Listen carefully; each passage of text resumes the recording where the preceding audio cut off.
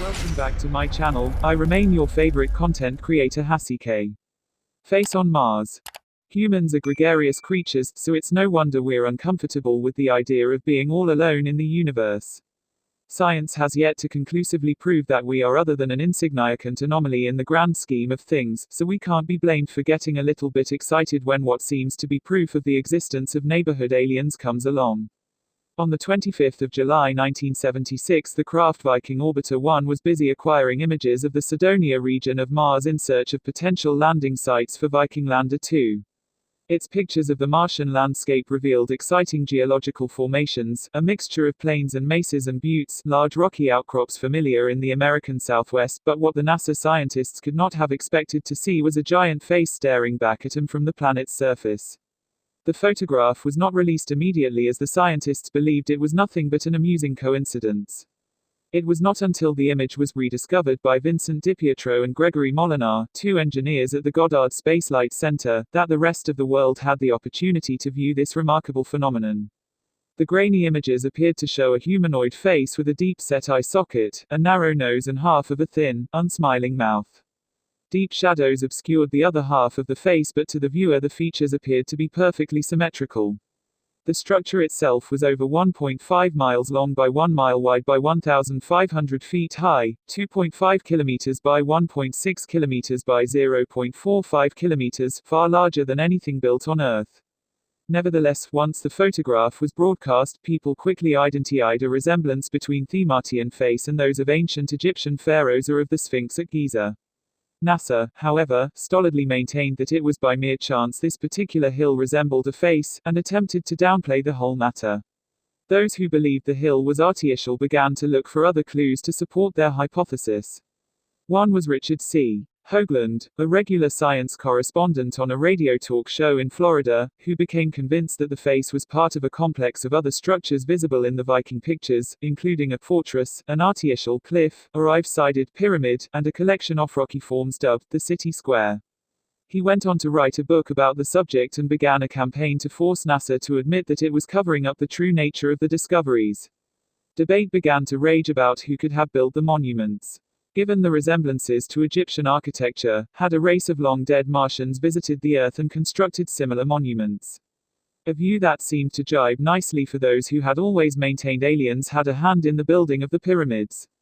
And, if the aliens had achieved that, what else could they have been responsible for? Where had human civilization, or, more dramatic still, human life, really begun? The implications for human history seemed enormous, and yet the scientific community continued to refuse to take the issue seriously. It seemed the scientists had a vested interest in keeping the Martian civilization theory under wraps. The suspicion of a cover-up appeared to be confirmed when NASA announced the launch of a second reconnaissance mission to Mars, this time with a camera aboard capable of taking high-resolution photographs that could pick out objects the size of a small airplane clearly on the planet's surface.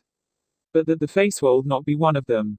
NASA argued it had more pressing scientific priorities elsewhere and time on the camera was limited. It was soon forced by public outcry to reconsider its plans. The face had been capturing people's imagination for over 20 years, and they wanted to know once and for all whether it was artificial. NASA backed down, and on the 5th of April 1998 the Mars orbiter camera re-photographed the face. Anticlimactically, the new pictures confirmed what scientists had been saying all along: the face was just a lumpy, rather uninteresting hill. In the new photos there was no sign of any facial features at all. All of its dimensions, in fact, are similar to other mesas. It's not exotic in any way, commented Jim Garvin, a NASA Mars scientist. The believers in sentient life on Mars did not give up the dream so easily, however. The camera had taken the pictures during the Martian winter, they said. Wispy cloud was obscuring the detail and making the image appear unnaturally flat. Not only that, NASA had doctored the photos to cover up the presence of an alien civilization on Mars. Once again NASA bowed to public pressure and a second pass was made over the Cydonia region in April 2001, this time during the Martian summer. These photographs appear startlingly clear, considering the distance from which they are taken, and once again show an ordinary mesa formation, complete with fissures and cracks, and no symmetrical features at all. This conclusion was backed up by evidence from the Mars Global Surveyor's onboard laser altimetry equipment, capable of measuring planetary features to within a foot 30 centimeters, which delineated a rocky outcrop and not an alien-made structure. The same was true of other features such as the cliff, and the pyramid, and the whole mystery dissolved. It's very hard to release anadia that's consumed you for a quarter of a century, and the Martian conspiracy theorists carry on regardless. Some are claiming the face can still be clearly seen if only it is subjected to enough image processing.